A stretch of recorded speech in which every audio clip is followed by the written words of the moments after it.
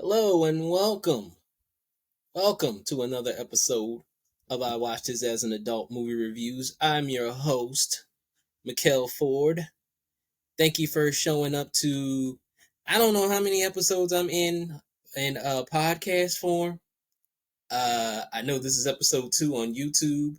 If you decided to return, thank you for your support. And while you're here, go hit that like button.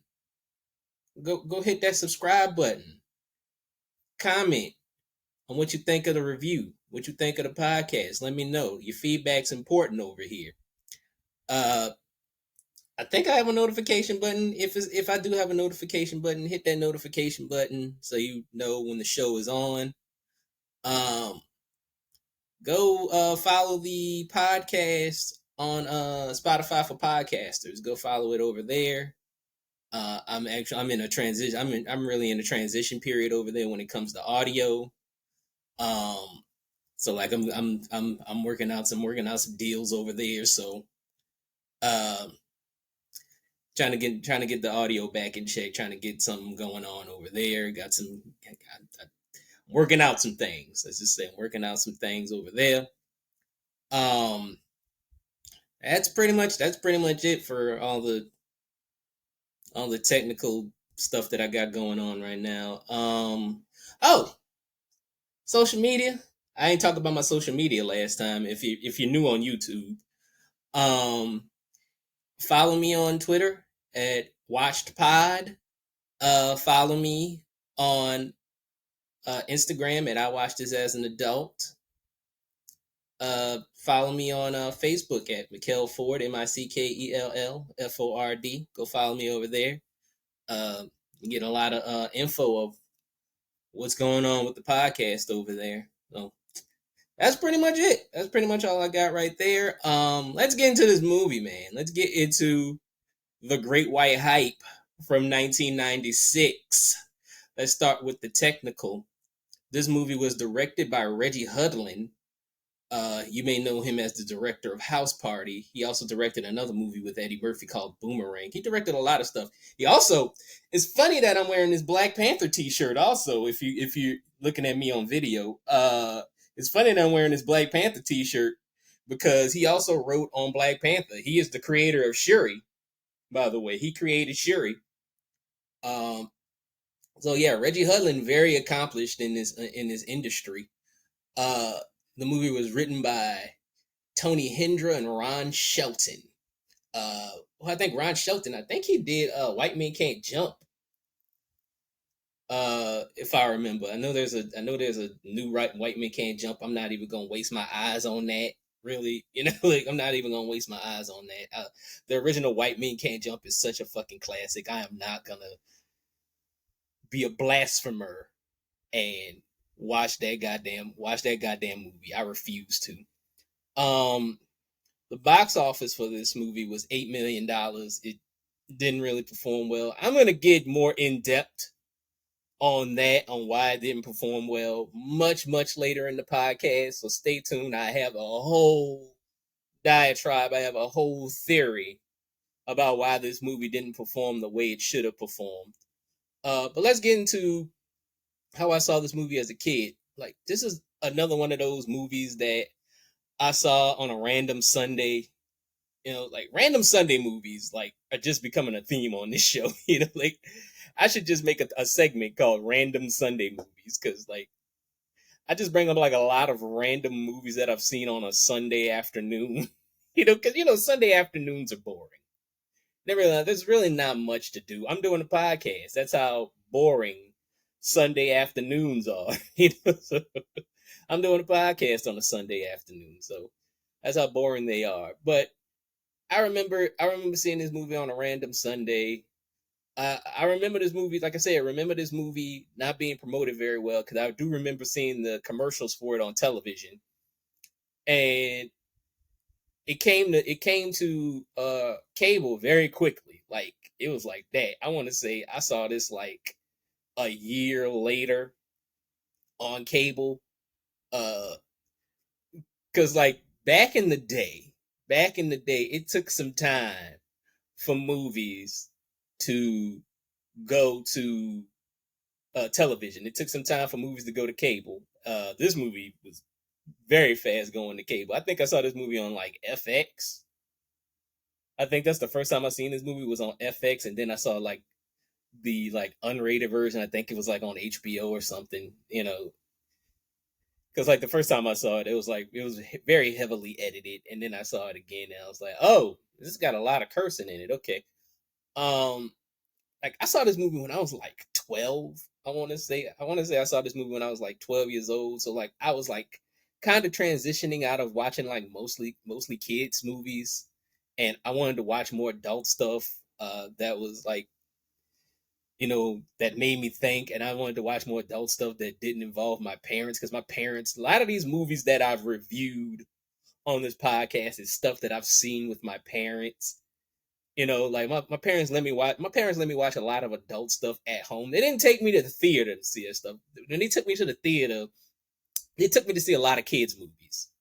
But because like I want to say the first adult movie that I ever seen in the theater was Boomerang with Eddie Murphy. That was the first like movie with like an R rating that my parents like took me to go see. Like they kind of really shielded me from that stuff in the theater, but like at home, like I would watch that shit all day. I would watch stuff like that all day, man. But yeah, but like this is like me transitioning. I was like, I want to watch adult stuff. I want to watch stuff that makes me think now. I'm 12. I'm 12 years old. I'm growing out of this stuff. It's like, so this is one of those type of movies that I saw. This is one of the first of those movies. I watched this movie and like it quickly became like one of my favorite movies as a kid. Cause like I thought it had such smart humor. Like the humor was so smart. The comedic timing was amazing. The acting was good. But I might feel differently about it. So let's see how I feel about this movie as an adult. For those of you who don't know what this movie is about, because it's a very obscure movie. Like this movie is very much an ensemble. It has an ensemble cast. Like it follows like many different characters, but the main character of this movie is a Reverend Fred Sultan, played by Samuel L. Jackson. He's pretty much a parody of Don King. He's a slimy boxing promoter who promotes this fighter, uh, James Grim Reaper Roper, played by Damon Wayans. Uh, like Damon Wayans' character is a bit of a parody of Mike Tyson. He's just a slight parody of Mike Tyson, but they didn't want to go overboard because the last thing you want to do is piss off Mike Tyson. You don't want that smoke. That's the last thing you want to do. But the plot of this movie is pretty much how boxing is dying and it's pretty much become a black sport. White people aren't really that much into it, and the Reverend Sultan decides to make a white contender for ratings. Like it's strictly for ratings. He has this whole like diatribe talking about. He was like, people are tired of seeing niggas fight niggas. Like, that's his words, not mine. Don't.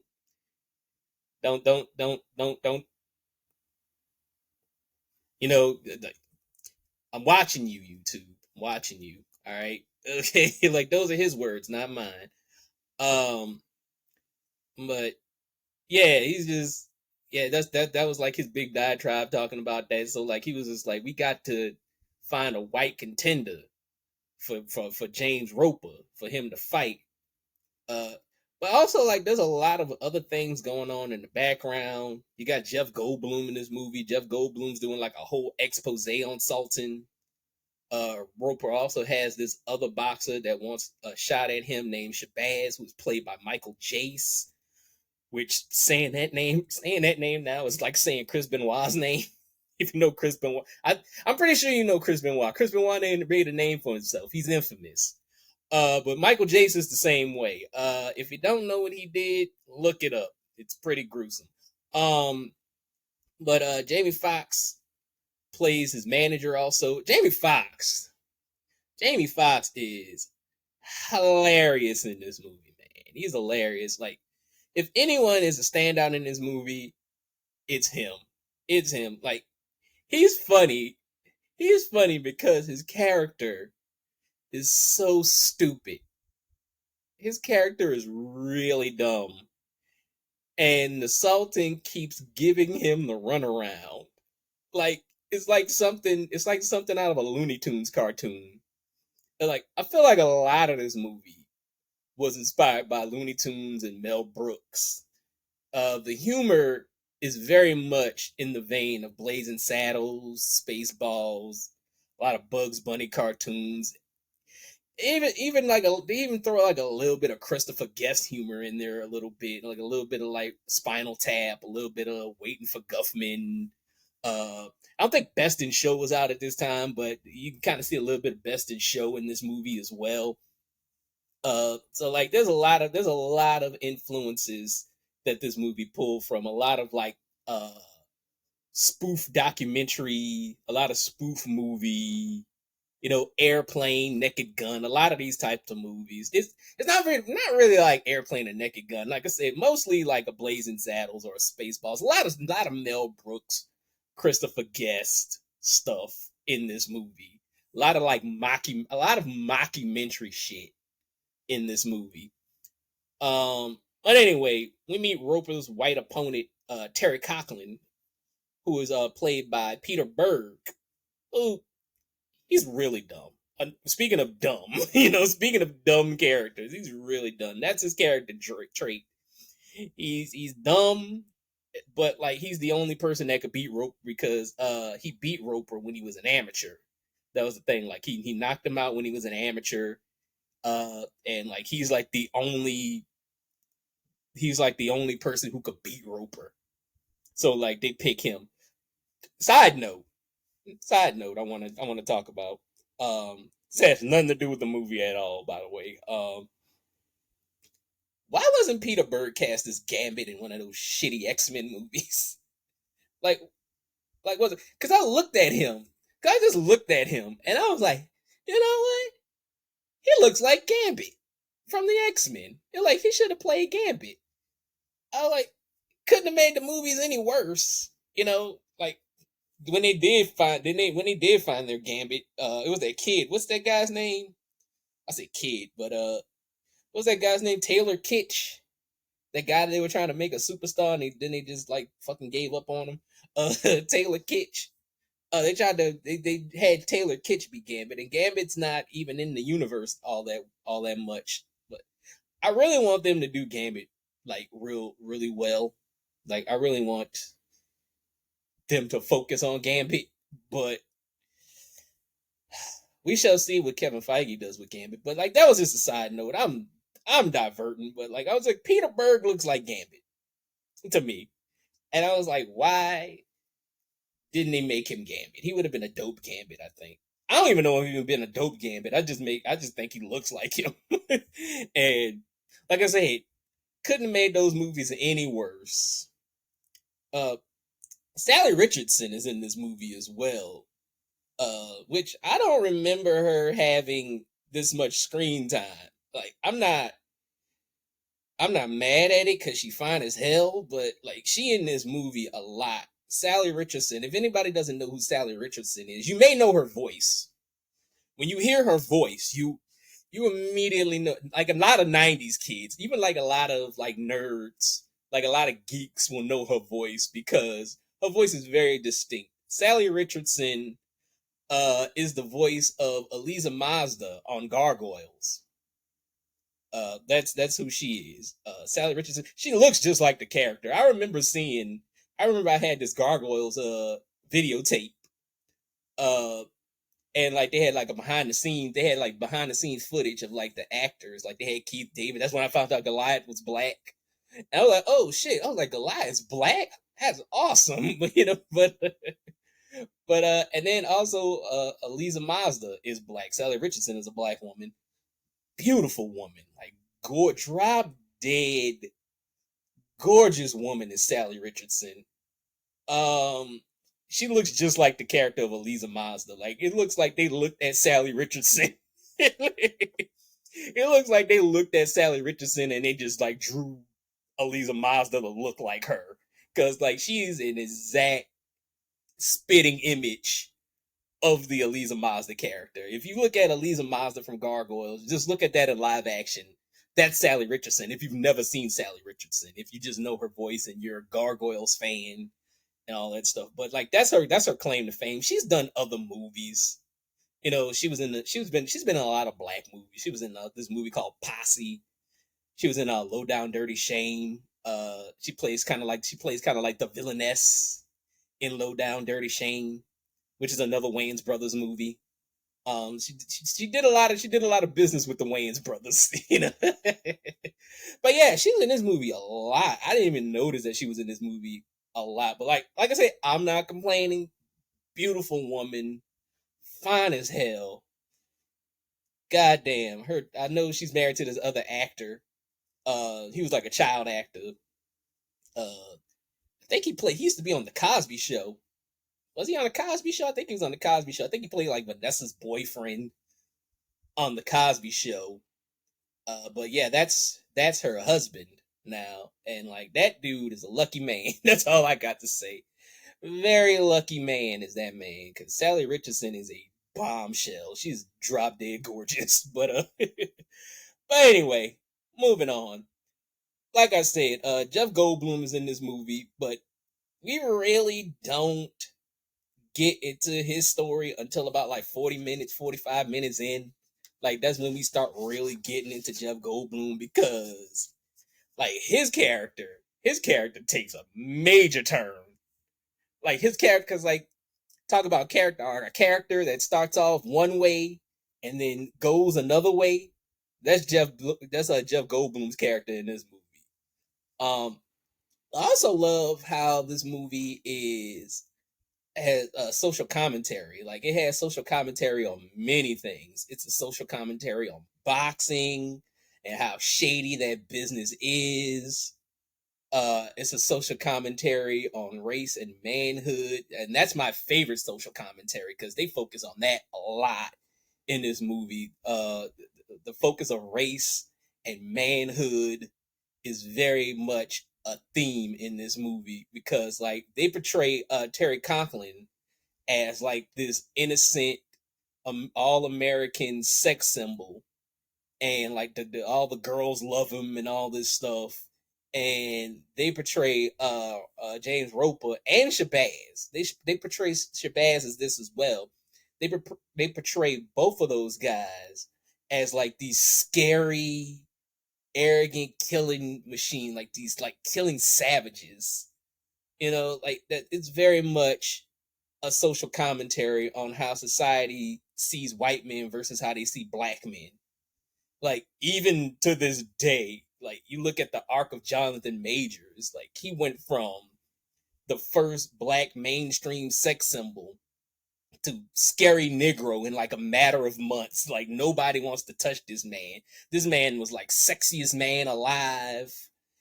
He was on all the magazine covers with his shirt off, and all the women talking about how dreamy he was and how beautiful of a man he was.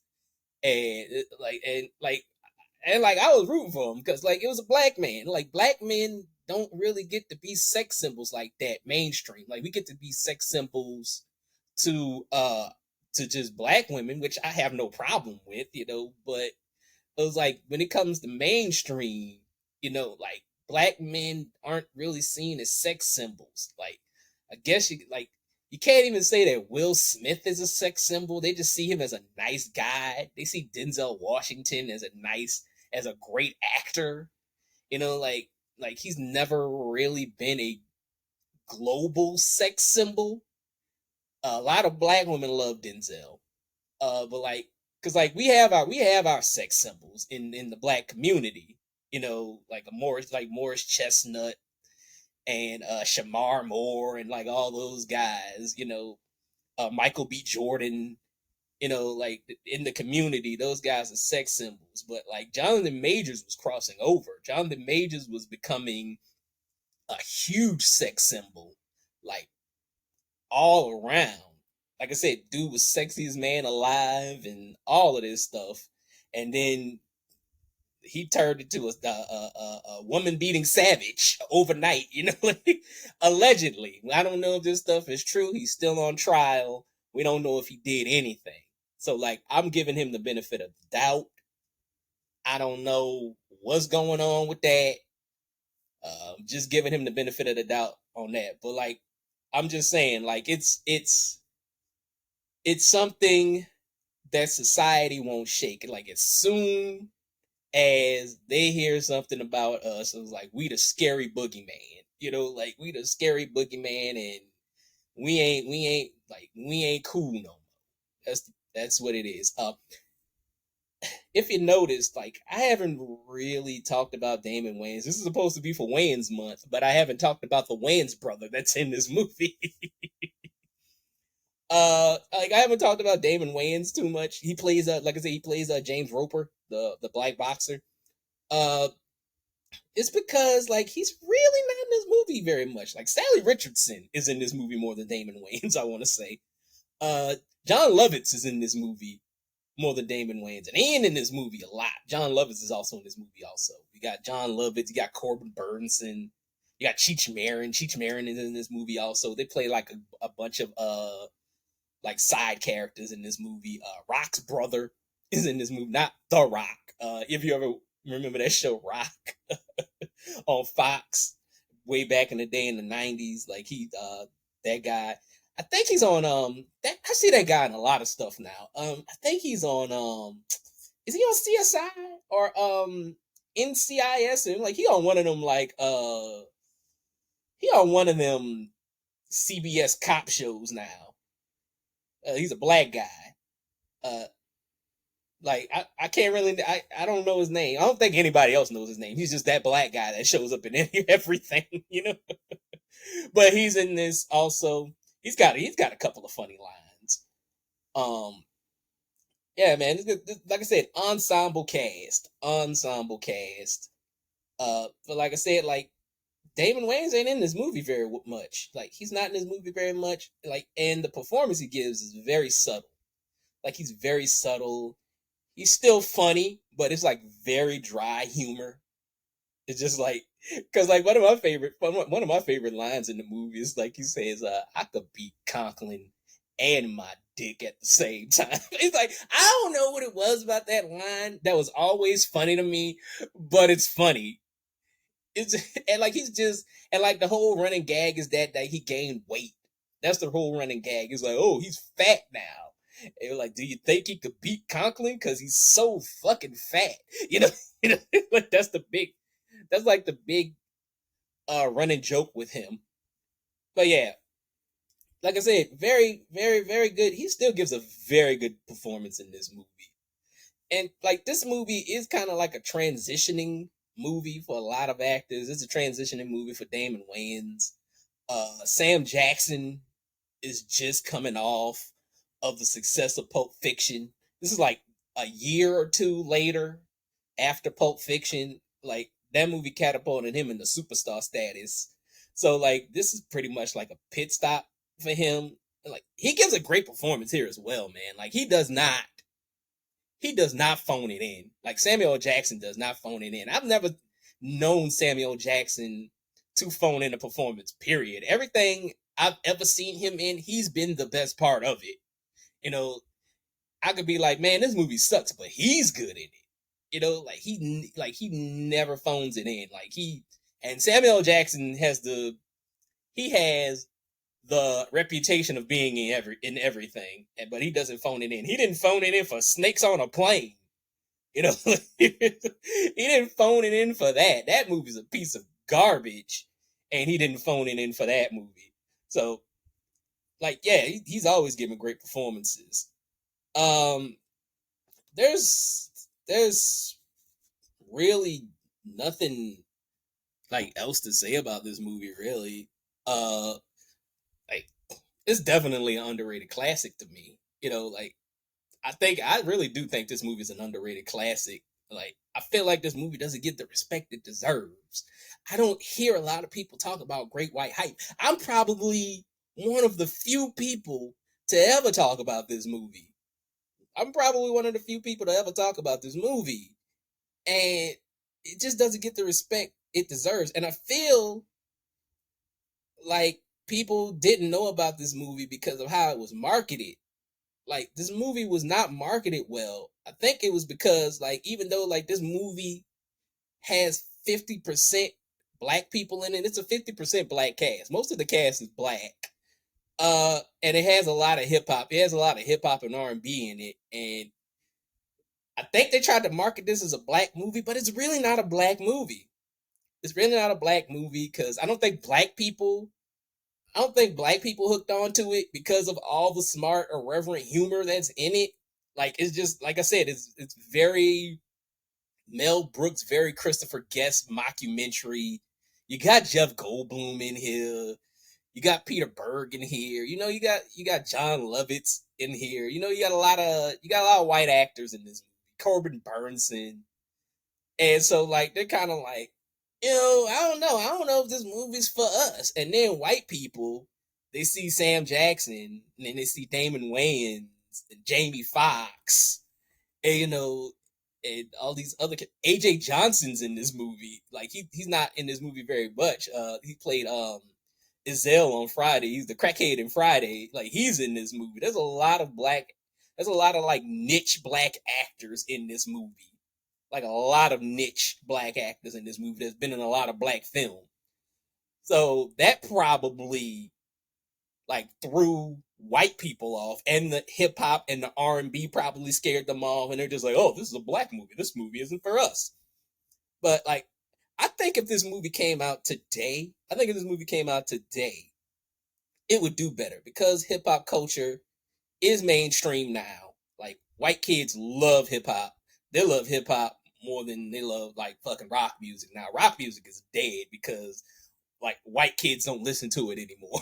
Like, white kids don't listen to it anymore. Like they listen to hip hop over everything, over everything. Uh, and multicultural casts are a thing now. You could put a white person, a black person, a Hispanic person, an Asian person, all in the same movie, and everybody will go see it. You know, it's like those like Fast and the Furious movies. Like everybody's in those movies. Those movies make a bunch of money. So like being multicultural is a thing in Hollywood now. So I feel like if this movie came out now, it would have had a better chance to be seen. It's my opinion. That's how I feel. Um, but if you haven't seen this movie, I definitely recommend it. It is a great movie. It's really funny. It's like I said, really smart, really irreverent. Like it's a shame that this movie didn't get the respect it deserved back in the '90s. But I kind of consider this movie a cult classic. It's underrated cult classic to me. Uh, if you haven't seen it, go see it. It's very very good.